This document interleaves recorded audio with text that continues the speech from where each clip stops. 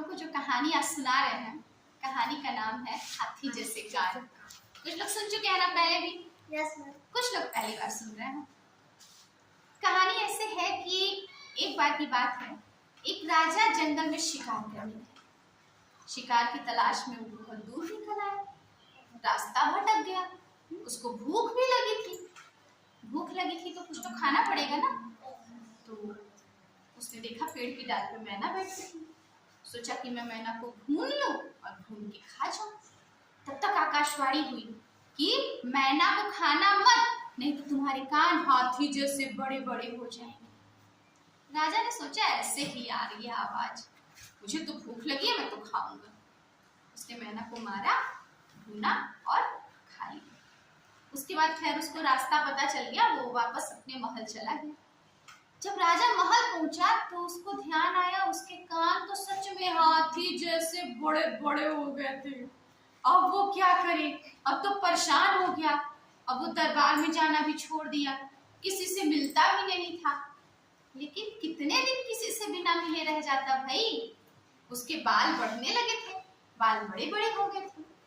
तो नाई आया बाल काटने। अब बाल तो कटवाना पड़ेगा ना, ये तो जरूरी चीज है।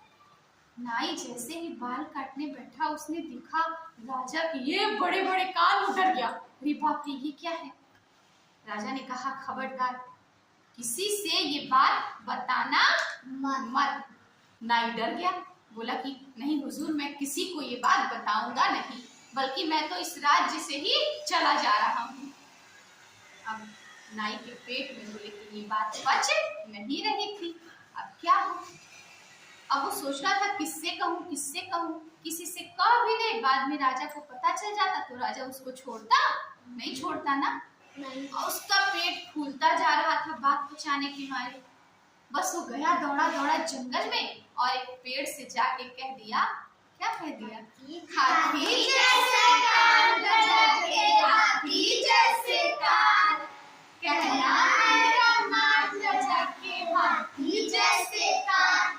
कहा कि चला गया, राज्य ही छोड़ के चला गया। उसके बाद कुछ दिन बाद एक ढोल बजाने वाला था, उसको नया ढोल बनाना था। वो गया जंगल में नया ढोल बनाने के लिए लकड़ी काटने। उसी पेड़ को काट के वो नया ढोल बना लिया। अब जब नया ढोल बनाया तो सोचा कि चलो मैं महाराज को अपना ढोल सुनाऊंगा, महाराज बड़े खुश होंगे। गया राजा के दरबार में, बोला कि मैं नया नया ढोल बना के लाया हूँ, सुनाना चाहता हूँ। दरबार